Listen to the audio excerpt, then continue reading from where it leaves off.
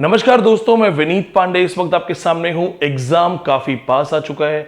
बहुत सारे बच्चों ने हमारे प्रीवियस वीडियोस में एक रिक्वेस्ट की थी कि सर पेपर वन के बारे में आप अपनी स्ट्रेटजी बताइए। दोस्तों, पेपर वन एक कॉमन सब्जेक्ट है, सभी लोग पढ़ते हैं, बहुत सारे लोग पढ़ा भी रहे हैं। आपने देखा होगा कि बहुत सारे लोगों के पास अपनी अपनी ओपिनियंस हैं। मेरा मेन सब्जेक्ट पेपर वन नहीं है, किसी का भी मेन सब्जेक्ट पेपर वन होता ही नहीं है, लेकिन मैं अपनी स्ट्रेटजी जो हमेशा हटके रही है, दूसरों से अलग रही है। अगर आपने मेरा एक वीडियो देखा होगा हायर एजुकेशन का, तो उस वक्त आपने देखा होगा कि उस वीडियो में भी मैंने 12 से 13 ऐसी नई चीजें बताई थी जो किसी ने नहीं बताई होंगी। जी हां दोस्तों, मैं लिमिटेड सोर्सेज से नहीं पढ़ता। आज वही चीजें मैं आपके साथ शेयर करने वाला हूं। चूंकि समय कम है, दिन बहुत गिने चुने हैं, इस वक्त सबसे बड़ा प्रेशर एक स्टूडेंट के दिमाग में होता है कि हम मेन पेपर यानी कि पेपर 2 उसको ज्यादा पढ़ें या पेपर 1। तो दोस्तों, मैं आपको यहां पे एक सॉल्यूशन देना चाहूंगा। कोई भी आदमी जब भी कोई आपको सॉल्यूशन देना चाहता है, उसके पास एक अपना एक्सपीरियंस होता है। तो मेरा जो भी एक्सपीरियंस है 8 नेट या डबल JRF का या बहुत सारे सेट एग्जाम्स का, दोस्तों पेपर वन को अभी भी हल्के में मत लेना। जी हां दोस्तों, मैं मेन सब्जेक्ट का टीचर हूं, फिर भी मैं अपने स्टूडेंट्स को हमेशा कहता हूं पेपर वन हल्के में मत लेना, क्योंकि पेपर वन आपको सरप्राइज कर सकता है। तो क्या करें, लास्ट मिनट में क्या पढ़ें? तो इस वक्त समय को हम इधर उधर नहीं करेंगे, समय खराब नहीं करेंगे, हम चलते हैं मुद्दे की बात पे। तो जैसे कि आप देख सकते हैं, कम समय में कैसे हाई स्कोर कर लिया जाए, तो कुछ पॉइंट्स मैंने नोट किए थे। मैंने अपनी नोटबुक्स में से वो पॉइंट निकाले, जो खास करके वो नोटबुक्स जब मैं JRF की तैयारी कर रहा था, तो अपनी पेपर वन की बुकलेट्स उठाई और मैंने क्या क्या चीजें रेगुलर रिवाइज की हैं। जी हाँ दोस्तों, जब भी मैं एग्जाम देने जाता हूं, मैं अपने वही नोट्स दोबारा रिवाइज करता हूं। हमेशा भगवान की दया से सफलता मिल जाती है। आपके सामने है, अब देखिएगा, रिसर्च एप्टीट्यूड। आपने देखा होगा बहुत सारे लोग इसमें आपको लेक्चर्स दे रहे हैं, पढ़ा रहे हैं, बहुत सारी बातें बता रहे हैं।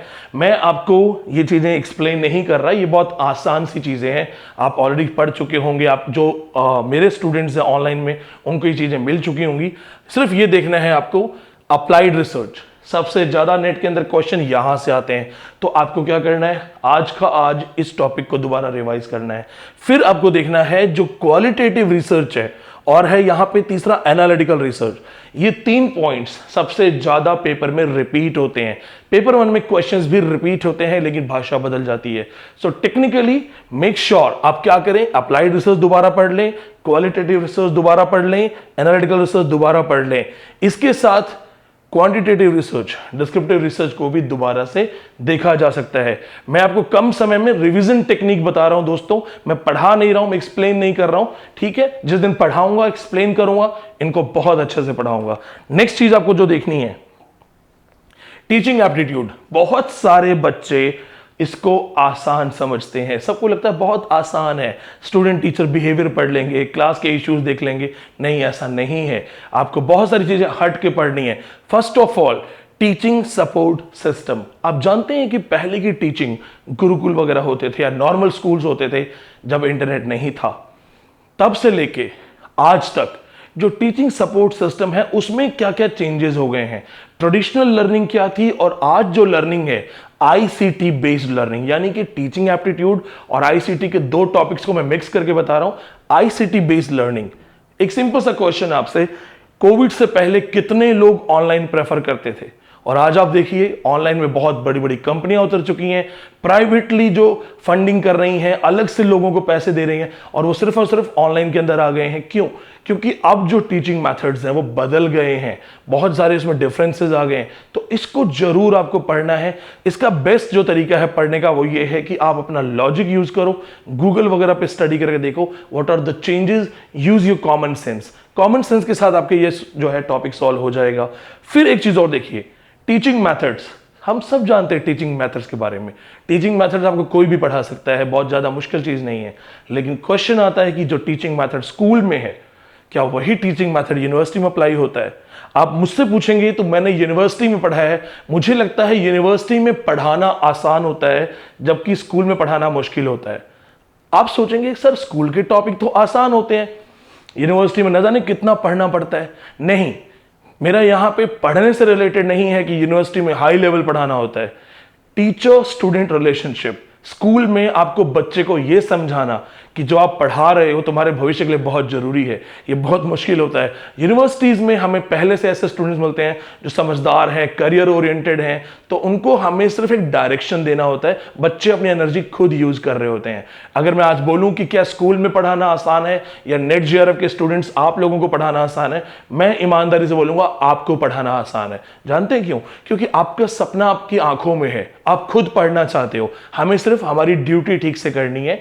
जबकि स्कूल में क्या होता है, उस बच्चे को समझाना पड़ता है भविष्य क्या है, मोटिवेशन हर लेवल पे देखनी होती है।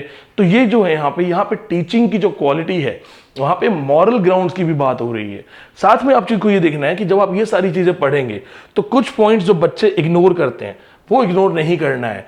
स्वयं क्या है, मूक की फुल फॉर्म क्या है, स्वयं प्रभा क्या है, कब आया, कौन से सेशन से स्टार्ट हुआ, क्या टारगेट है। अगर ये आपको टिप्स पे नहीं है तो आप गलती कर रहे हैं, तो मेक श्योर ये आप करके जाएं।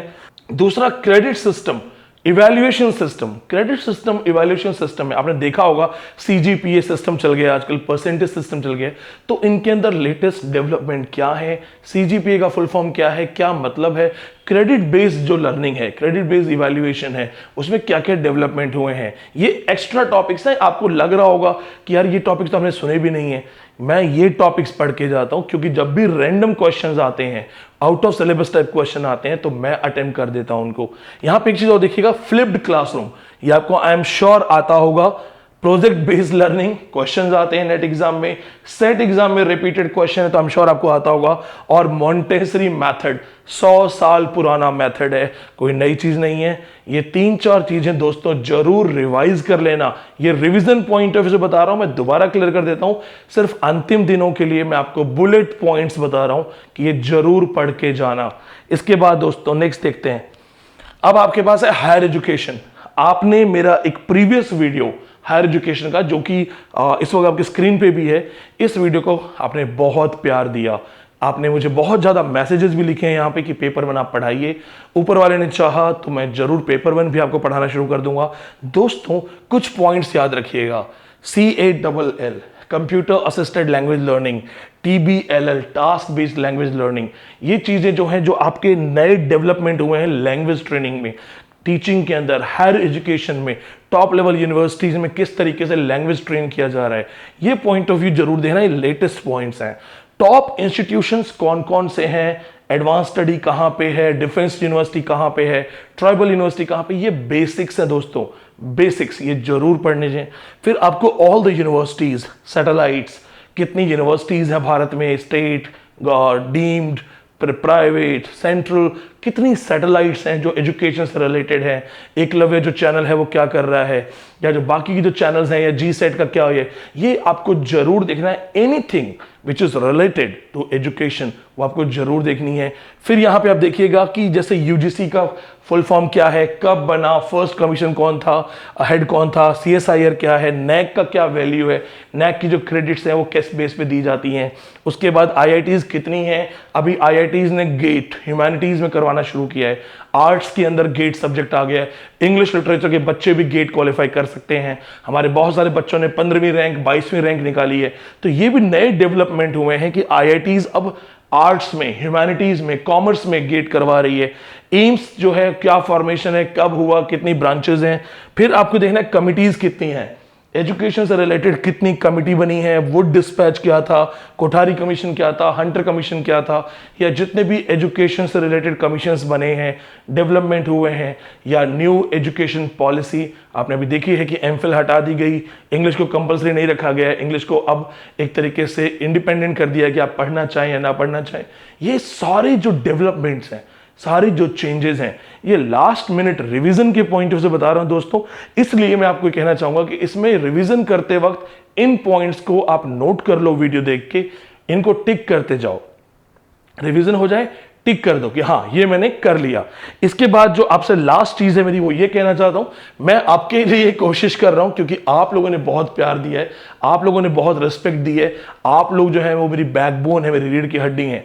तो अगर आपको थोड़ा सा मेरा अटेम्प्ट अच्छा लगा हो तो सबसे पहले मुझे आपका प्यार यहां चाहिए, सब्सक्राइबिंग में। दोस्तों जब आप सब्सक्राइब करते हैं, एक बेल आइकन है वो दबाइए।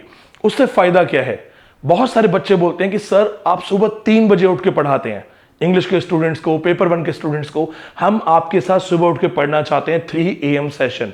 दोस्तों, हजारों स्टूडेंट्स के फोन नंबर तो मेरे पास नहीं है, मैं सबको नहीं बता सकता कि सुबह 3 बजे क्लास है, लेकिन अगर आपने सब्सक्राइब किया है और बेल आइकन दबाया है तो जब हम शाम को क्लास प्लानिंग करेंगे यूट्यूब पे, आपको नोटिफिकेशन आएगा।